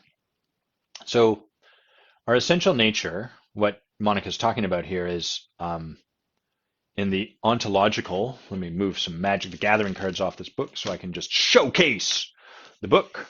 Our essential nature is the qualities of being that we naturally exude in the world. They're energetically analogous to the way your hair parts. So each of us has our hair part in different ways, and our hair is curly or straight or whatever. And it doesn't mean that hairstyle is not available to me. I can do whatever I want with my hair. That's my freedom. It's my choice. But certain hairstyles are going to suit my hair more naturally. They're going to require less effort. They're going to require less product to force my hair into a particular shape. That being said, if you have straight hair, you can get a perm and get waves put in or whatever you want to do. So that we're talking about hair there, but our essence is the quality of our energy, the way we naturally be. So that would be sort of all of these qualities on the side of this book: wit, unity, purpose, power, permission, magic, passion, leader, grace, generosity, ease, creation. These are all qualities of being. And some of us exude particular qualities of being in strong suits, and other people exude different qualities of being in strong suits. Our life becomes effortless and energizing and fulfilling and delightful and on and on and on and on. It becomes fulfilled and expressed when we are embodying the qualities of being that are innately ourselves, regardless of what we're doing. So this is ontologically who we're being, regardless of the phenomenology, what's happening around us in our life. So phenomenology is all the circumstances. It's this room that I'm in. It's this shirt that I'm wearing. It's the weather that's happening at any given moment. It's the people around me in my life. That's the phenomenology of my life. The ontology of my life is who I'm being in relationship to all that stuff. Oh, I'm wearing this shirt. It's the wrong color of blue. Oh, I'm wearing this shirt. I love the way it makes my biceps look. Oh, my wife's showing up this way. That means I suck. Ah, my wife's showing up this way. That means that there's some way that I can show up to open her, right? I can change my ontology without addressing the phenomenology. So what Monica's asking here is an ontological question. How do we use awareness of whatever to come back to a place where who I'm being is more in alignment with my natural state? So let's say that part of who Adam is wit and connection. Let's go with connection. That's a bit easier. So when Adam is showing up, connecting with people, being in conversation, being in connection with them, his life is more fulfilled. True story, by the way. It doesn't mean that I don't have resistance to choosing into that. That's my fear. So it's not like, oh, it's going to be easy. All I need to do is what's easiest and what isn't, what I don't have any resistance to, and then life will be great. No, no, no. In fact, we often have our greatest resistance in choosing into what would be innate for us in the face of our fear. So I might find myself in a situation where I'm at a networking event. I'm scared of all these people because let's say I'm at a networking event that's all CEOs of Victoria. And in that situation, I'm nervous to connect. I'm nervous to show up and be with people because I have a story that I'm not one of them and I'm not likable and I haven't achieved enough in my life. And from that story, what I learned to do is wallflower myself. So I grab a drink and I sit off by the side and I drink and I don't connect with anyone and maybe I make an interesting game of observing people or judging people or whatever it happens to be. So here's a situation where what's innate for me is connection. But who I'm being in this moment is something different than connection. I'm being disconnection. I'm being isolated. I'm being withdrawn. So that's going to be draining for me to sit in that situation withdrawn because it's not what's most natural. It's safer through the lens of what I'm afraid of. My fear wants me to stay there, but it's abnormal. And that, by the way, is what our fear has us do. Our fear has us do something that's less abnormal, so to speak, to stay safe. So if what's normal for me is to draw nice, big, nourishing breaths through my nose and out my mouth, my fear has me tense and get very constricted and breathe shallowly. It holds me in that place while I wait for the fear-based, whatever's generating the fear to pass, to move away from me or for me to move away from it. And then I can return to my natural state. So that's just the same thing happening with your energy, with your essence, is that in that moment, what's natural for me is connection, but I have fear. And from my fear, there's a particular energetic state that I am called or pulled into. That's withdrawn, isolated, whatever. There's a safety there. I don't have to go up and talk to these people and have them be like, you stupid idiot. What do you think you're doing here? Get out of here. That's what my fear tells me they'll say. So Monica's question is, how do we use awareness as a tool to come back to our essence rather than in that moment deciding this all sucks and I'm going to die, right? Here I am sitting, I'm at this networking event. All these people are judging me. I'm not going out and talking to them. I'm just drinking. This sucks. I hate this. I'm never going to come to these things again. I could do that. That's what my fear would do. The way we use our awareness to support ourselves in these moments is we begin by noticing, oh, the way I'm showing up in this moment is actually incongruous with who I am at my deepest self. Who I am at my deepest self is connection. And the way I'm showing up is disconnection. Huh. There's actually a level before that, I suppose, which would be first is the awareness of, oh, this event sucks. And there's something about who I'm being that is giving me that experience. There's nothing about the event itself that is sucky. There's plenty of people here that are having a great time. So it's not a phenomenological problem, meaning it's not something I need to change my circumstances to address. It's an ontological problem. There is something going on internally that is leading me to the experience that this event sucks. That's my first awareness. Even before my zeroth, my first awareness would be like, this event sucks. The second awareness is, oh, that's a product of something internal. The third piece of awareness I can generate is, how am I being that's out of alignment with what's natural for me? Oh, I'm being withdrawn, isolated, disconnected. And what's natural for me is connection, to be with people. Okay. Got it. What is there for me to choose into that might be edgy, might actually confront my fear, but would bring me back into alignment with what's most natural for myself? Well, I'm isolating, I'm withdrawn. Instead, I could choose into connection. And then from there, I can make the game, I'm just going to be connection and let whatever shows up in the face of that show up. But my goal now for this conversation, for this event, is to connect with people. And from there, I can choose back into my way of being that is most innate. So I start to go up to people and I'm like, hey, I'm Adam. What's going on? And they maybe look down their nose at me, or they do whatever they do. And instead I get to engage with the question, what would create more connection in this moment? I'd be like, I'm afraid you're looking down your nose at me and you don't think I should be here. It'd be a bit awkward, but that would create more connection than if I pretended something else. Connection is to give people the gift of what's going on with me and to give them the opportunity to share the gift of what's going on with them. So that's how we use awareness to come back to our essence. Cool, right? The hard part is being willing. Because in those moments, it's so fucking compelling to make the situation or the people around us or the circumstance wrong. It's not me. These people genuinely suck. I have evidence. Look at his tie. That's pathetic. That guy didn't even wear a tie. Whatever. It's really compelling because that gets us off the hook. Oh, I don't have to do any work. I don't have to confront my fear. I just have to leave this shithole that I find myself in. I'm out. Peace. That's what our fear has us do. It convinces us the problem's out there, and therefore we should leave there, wherever there happens to be. And as we leave, we don't have to really confront the fear that's going on internally. We don't have to show up any differently. We just have to arrange our life so that we no longer have to be around those events. This is what happens when people say things like, I hate small talk, which is code for I'm afraid of small talk. I can't be with small talk. I can't find connection through small talk. And therefore, I'm not ever going to networking events. Great, that's totally fine. But what you're doing is you're removing any space in your life where you would get to practice creating a different relationship and experience of small talk. You're changing the phenomenology of your life, not the ontology.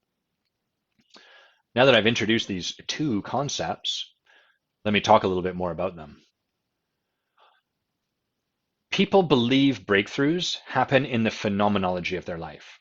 So what that would be like is when Bay and I first took a vacation after like 5 years of starting our business, getting it up off the ground, doing all the stuff we did, we didn't vacation at all, and then here we go. We were like, vacations rule. We should do more of that. Let's take time off. And so what we created in our practice was taking June and December off entirely. And so that's a shift phenomenologically. That word, it gets me every time. I've changed the phenomena of my life. I've changed the circumstances such that my time off in June, I'm not working. And yet I came to June and I was miserable. I was like making myself busy. I was sitting playing video games, not knowing what to do. I was like, I'm supposed to be more productive. I could do some emails. I had my computer half on my lap, typing emails, then playing video game, all in all. So what had happened is I'd created the phenomenological circumstance I'd wanted. I'd created a month off, but I had not created the ontological breakthrough. Breakthroughs exist at the level of our ontology. I had not shifted the way I was being about my work. I had not shifted my capacity to be such that I could be off for a month. I arranged those circumstances in my life, but I actually underneath that who I was being was not off. Who I was being was, I have time off and it's wrong that I have time off and I should actually be working while I take my time off. That's not that much fun.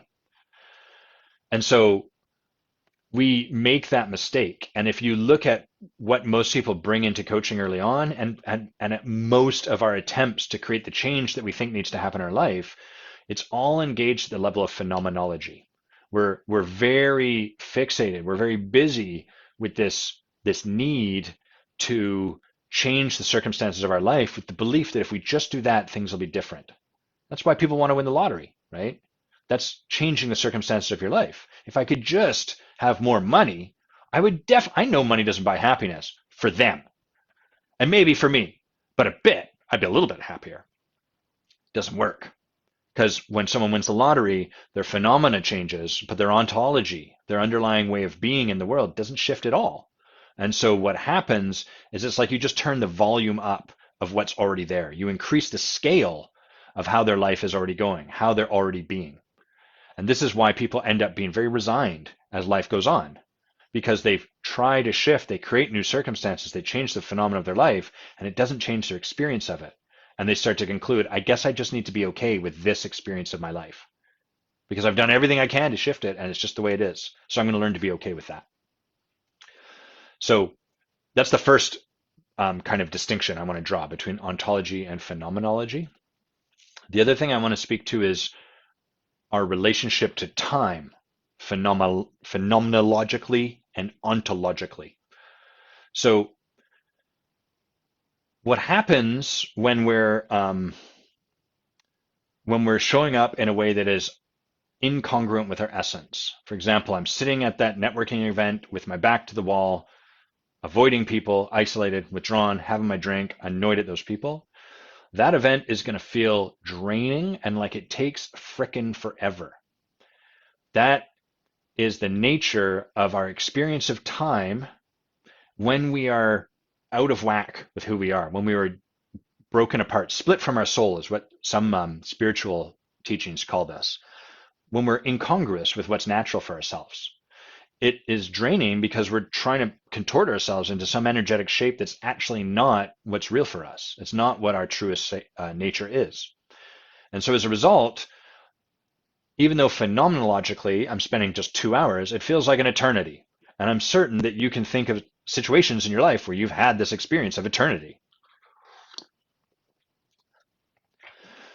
Now, if we put you in that same situation, but ontologically who you're being is connecting with people, chatting with them, not able to set aside the worry, the fear, and you step past the fear and you start to connect with them and talk to them and be in relationship, those same 2 hours, you are going to experience them drastically different. You're going to experience them going by quick. They say time flies when you're having fun, but actually what happens is time flies when you're fully expressed. Time flies when we're in alignment with who we are, whether it's having fun or anything else. Time can fly when you're grieving, if you're grieving in a way that is honoring who you are at your core, that is in alignment with your essence. And so the interesting thing here is that phenomenologically, it's the same 2 hours, but your experience in it and at the end of it is radically different. We experience time ontologically, not phenomenologically. So it's worth sort of like when you notice yourself feeling drained, starting to ask the question like, that tells me that there's a place here where I'm actually out of alignment with myself. Who am I at my core? You grab this rad-ass book and you figure out who you are. Who do you think you are? You find that out and then you start to get curious about like, how am I being in this situation that is out of my nature, that's leaving me feeling something other than filled up, lit up, excited? I wonder. Okay, Andrew, let's make sure we hit your question and then we're going to wind down for today. So Andrew, you ask, is a cool question. I don't have an answer yet, so let's see. You say, I've got a question around the dichotomy of slowness in building a coaching business. Look at this guy with big words. I'm in a place where I truly enjoy the slowness of my enrollment process, where I get to know someone, see if we're a good fit, see if the coaching is a good fit. I feel very proud of that dynamic I've created. Yet on the other side, I get frustrated at times with the slowness of how my business is building. So this is a conversation not really about coaching. This is about a enrollment, like we were talking at the top of this call. So on the other side, I get frustrated at times with the slowness of how my business is building. To be fair, it's grown both in impact and financially in comparison to last year, but there's still this feeling of, man, why is this so slow and difficult? So I show up powerfully in coaching conversations, and then at times outside of that, I show up with frustration.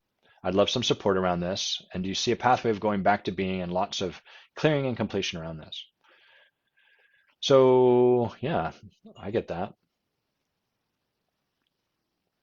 So the first thing I'll probably speak to is like the tempo of breakthroughs. And then I might bring that back or we might just jump off.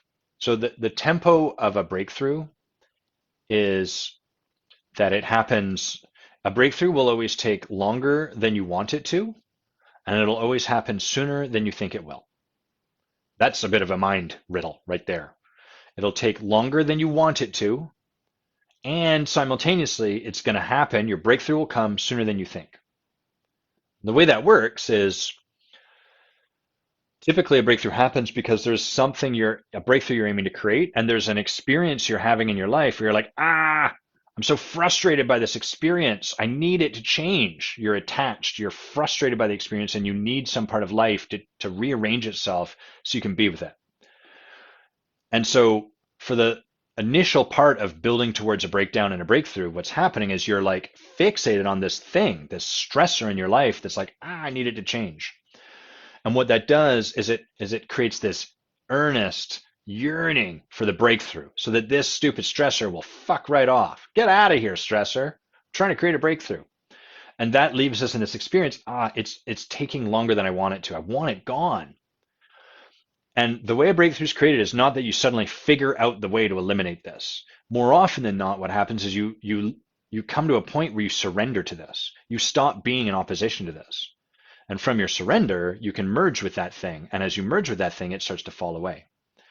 And what happens as you slowly learn to surrender and merge with that stressor is that your need for it to change starts to fall away, and you start to become okay if it never goes away.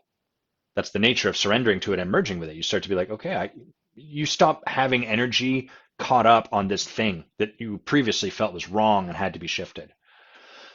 And as that falls away, your need for it to change dissipates.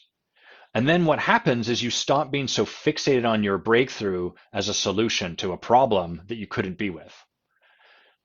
And then what happens is you start to sort of live your life, and you suddenly have this experience where you look back and you're like, damn, it's been like 2 weeks since I even worried about that thing that used to consume all my energy. What the heck happened? That's the point where the breakthrough happened sooner than you thought it would. So what kind of happens with a breakthrough is as long as we're fixated on it, it kind of keeps it from happening. And then as soon as we let go of it, we forget about the need for it to happen. We become unattached to it. It can actually begin to occur. And then it's only looking in the rearview mirror that we suddenly realize, like, whoa, my life's totally different. I think I created a breakthrough. So that's the tempo of breakthrough. It takes longer than we want it to, and it happens sooner than we think. So what I'm curious about now in all of that, Andrew, is there's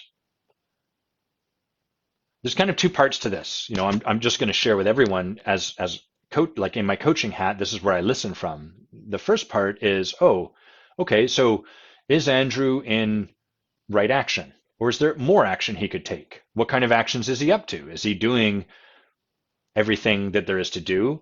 And is he doing all of that because he's sort of fixated and can't see anything else to do, or is it because he genuinely doesn't want to do anything else? That's okay too. So sometimes we're like, I should do more, but I don't really want to. And then we make ourselves wrong for not doing more, which makes it hard for us to appreciate the results we're creating from doing exactly what we want to do. So I'm kind of wondering that. And then on the other hand, I'm kind of wondering, like, does Andrew actually want more results, or is it more sort of his capacity to trust the results that he is creating? And what is the real stressor here? So is it that he's not taking the action that he really wants to, and fear is stopping him in that regard? Is it that he's taking all the actions he wants, and if he looks at his day-to-day life, he doesn't really want to do that much more, in which case it's like, how does he empower the results he is creating from the actions he's willing to take? And both of those would be fine. We fall down this path where we're like, I often have clients that do this to themselves because I do this to myself, where it's like, I should be doing more. I should have a huge, big, hairy, audacious goal. My goal's not big enough. Let's change that, coach. And then as we start to talk with our coach, it's like, I don't want to change that. I'm not interested in that. That seems dumb. And it's like, oh, so it's the problem is that we've created this new should, like, what I'm doing isn't enough.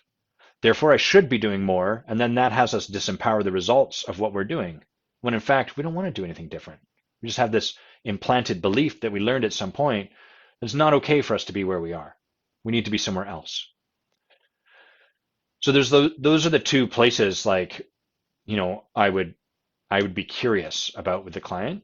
And it's not about me discovering that. It's about supporting the client to discover that for themselves. Which of these feels like where you're kind of currently stuck? And Andrew's sharing, the feeling that is coming up for me is that the slowness of the growth in my business means something about me. It's often the way it is, right? We're like, I'm making $100,000. Coaches often pedestal this idea of a six-figure practice. That's like if you go and you look up on LinkedIn people that help coaches, they're always helping coaches to make six-figure practices. These days, that's not enough. It's now like a $30,000. You get 10 to 15 calls every month of hot leads. That's fucking crazy to me, by the way. I don't want to talk to 10 to 15 prospects. That's nuts. I don't have that kind of time or energy. I want to talk to one person who's really committed to changing their life. That's what I'm interested in. But anyhow, so $100,000 is this really significant thing. And when you have a new coach starting out, and let's say they create their practice and they're making $50,000, that's amazing. The first year of creating a new business and it's already making $50,000. Way to go. That's a remarkable thing. And on some level, they may feel like that's incredible. But on the other level, there's this societal zeitgeist like voice shouting $100,000. You should be making $100,000. Why are you making $100,000? And so they create this discontent with where they are because they haven't arrived here because they think that being here would be better. And so, you know, it sounds like that's the place you find yourself, Andrew, is sort of like, well, if I was only there, then da da da da da da. And so it might be helpful for you to clear like, what is the there where I just fell, I think, from my ceiling or from my hair. It's weird. It's like it's snowing inside. What is the there that I think I should be at? Like, where should I be in my beliefs? And if I was there, what am I hoping that would provide me? What would that give me? What would I have? That might be an interesting conversation to begin to unwind this a little bit and start to see like, oh, that's the thing. I'll share a conversation I was in with my coach, which was it's a little edgy to share actually. So in it's edgy because it triggers a lot of my stuff around my own arrogance. Um, so in plant medicine ceremony, one of the things Mother Aya shows me with like a fair degree of regularity is like you have a role to play in this. And then the last couple times she was like, "You're the one to bring this to the world. Like you're the one to lead us into this, Adam." And I'm like, "What the fuck are you talking about? That's crazy. I've sat in ceremony 20 times. There's shamans leading this work that have been taking plant medicine since they were 6. I've not been through tremendous trauma. I've not like, what are you on about?" And she showed me this vision and then showed it to me again like a month later when I came down. So it's like, what happens when I see something like that is I get really caught up in my mind. Like, first of all, I'm like, cool. I want to be the Tony Robbins to lead us into the brand new future with all the 5 people watching me. Cool. I love that. That sounds really exciting. And then on the other hand, I'm like, what the fuck? This is totally my ego grabbing a hold of this medicine and making like turning me into an Elon Musk or a Superman, it's like, And so I brought this to my coach and I was like, it's edgy for me to share this and I love that idea, but I don't think I'm that person. And what my coach invited me to look at was what is it like as we sort of explored this, there was this desire for me where it was like, I'm not one of the ones, I'm the one. That's the exciting part about it. I'm the one. It's Adam. He's the one, as opposed to one of the many bringing us forward into this existence. And so sort of like this distinction between like you are the special one versus we're all special ones. So inside that context is like, yeah, you're special, but so is everyone else. Whereas this one is like, just you, everyone else is a pile of garbage, sort of. And so as I was looking at this with my coach, what kind of came up, she was asking me like, well, what is it about this idea that if you were the one, what about that's so compelling? And I could see there was this kind of like, well, then I would know I was special. Then my desire to have an impact, I would know I'm going to have the impact, the size of impact I want to have on this planet. And I would be doing the thing like, there's sort of like, I've arrived, I've made it. And what she was inviting me to notice was, or to consider was, who knows? Like maybe that is your path, Adam, or maybe not. Who knows? But right now, there's this attachment to getting to being down that path that's kind of in the way for you. It's sort of like you could, even if you went after creating that, it's guided to some extent by this underlying fear that you're not going to have the impact you want to have. You're not going to be the kind of person and the leader that you're committed to being. And if you could just have this, then all of that stuff would fall away. But it wouldn't, because this is a phenomenological result. And that underlying thing is an ontological issue. And so that's, I've been doing work around that, everything, many, many things. But like that's one of the places where I could see like, oh, wow, there's some work for me to do around this, which is wrapped up sort of in my arrogance. And then the other side of me that's like, I don't want to be arrogant, so I hold myself tame. And, you get the whole idea. And so I share that because, Andrew, it sounds a little like that's a version of that for me. It's like I should be there. And if I was there, then this pain point wouldn't be felt because I'd be there and I'd have all the evidence in the world that, I'm the one. But if I got there without addressing this thing that's showing up for me, there would still not be enough. So the there is mythical. It doesn't really matter. It's a mirage. I could walk towards it and walk towards it and walk towards it. And it's always going to be off in the distance. I could arrive at exactly that place and it still wouldn't be enough. And so that's the ontological work that's there for me. And so my hunch is there might be something like that for you to take a look at.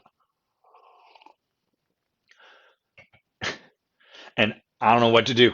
I mean, that's the thing for me to do with that piece that Mother Aya brought me, but it's, that's edgy stuff, right? Like, oh, I'm the one. It's all on me. I get to be that person. How cool. You plebes can just watch and appreciate me. No. Nuh-uh. Let's see if there's anything we haven't talked about. I just finished a book I loved called Infinite Jest, which is super dense and super challenging read, and it's probably the most brilliant book I've ever read. The author killed himself at 43, I think. David Foster Wallace was his name. He wrote the book at 34, which is amazing because it is a magnum opus. And so it's the sort of book that has like people have written guides. There's websites to help you go. I didn't know about these until I finished the book. There's websites to help you go through it. There's sort of like, don't stop reading the book until you get to this point, like at least get through this point. What I found so phenomenal about it was a lot of that, a lot of the writing in that book, it covers a number of themes. One of the main themes is addiction. And the author captures the addictive mind so powerfully. It was so compelling to read through. This one chapter is a whole chapter about this guy who's definitely quitting pot this time. And then it's all about his whole system for what it's like when he quits pot and what he does before that, which is a massive marijuana binge, and how he's waiting for this woman to call him, but he doesn't want to seem too eager, so he doesn't want to call her. But at the same time, what if she forgot that he's waiting for her, and on and on and on. It's a fascinating read. Andrew, you asked a couple of questions here for what I shared, like what if you being the one actually creates that access point for others? I see something similar in that, really similar to what you were already doing. You were a guide for us. Thank you, Andrew, for reflecting that. And yeah, I mean, what if, right? Like, and the thing, I don't want to dismiss that question, but I also don't want to go too deep into trying to answer it. Instead, what I want to acknowledge and maintain in my awareness is the notion that I have to be the one. It precludes that, right? It takes away the possibility of like, but what if part of your work is to actually support other people to become the one as well? And, so it's all tied in there. And so, don't worry. There's an ontological breakthrough I'll create there where I sit and be with that. As there always is. There's always opportunity for more ontological breakthroughs. Anything I didn't talk about? Emotions, authenticity. Nope, I talked about it all. A couple things by way of finishing up. Follow me on Instagram. My Instagram account. So what's happened, apparently, this has happened to a number of people, as Facebook has rebranded as Meta and they've switched over and I don't know what they're doing. There's been a bunch of people, myself included, that the algorithm just decided You're no good. You're doing something crazy. I've done nothing. I post my posts there. I post photos of my dog. That's what I do. I got flagged, and their system for dealing with this is garbage. It's basically pissing into the void. And so they're like, you have to click on this thing, and then they send you an email saying, before we can help you, we need you to take a photo of you holding this code up. So I took a photo of me holding their stupid code up, and I email it to them, and then they say nothing back. So I go through it again a week later, same thing, nothing back. So a week later, I send an email, and I'm like, is there anyone even on the other side of this? Am I just shouting at a robot? Nothing back. And so I'm not super attached to Instagram. It's not really a big deal for me. I use it, but whatever. It's not the end of the world, and I'll just create a new account, which I've done. But it's crazy for me to think like some people, Instagram's their primary source of income, and to just be cut off like this and have no recourse is nuts. That's crazy. So that's something going on there. So follow me if you're not already. Connect with me on Instagram. I post plenty of stuff there. If that's your primary medium, come join me there. My account now is Adam Quiney _. I'm underscoring who I am. So do that. This is the last live before I'm gone for probably about 3 weeks. Bay and I are off to Scotland with my parents. We're going to renew our vows somewhere near probably the Isle of Skye, I think. Drink lots of good whiskey. Check out Edinburgh. Check out Inverness. Check out the Loch Ness. It's going to be awesome. We're stoked about it. And if you're interested in the Forge, y'all should find out about it. We only have one spot. I'm just kidding. We have probably, my hunch is somewhere between 8 and 10 spots currently. That being said, I'm in conversation with at least that many people, I think. So if that's something that interests you, make sure that we talk. Send me an email, send me a message, connect with me somehow, and let me know, yo, I'd like to know more about this. It's an amazing life-changing program, and some of the people you see commenting on this live are engaged with us in that program or are coming into it. So it's really, really cool. I think that's everything I've got. Hope you guys have an amazing weekend. I hope you have started to create Magic the Gathering trips or decks and are coming up with badass commanders like Shorikai, the Genesis engine, to destroy your friends with wizardly battles.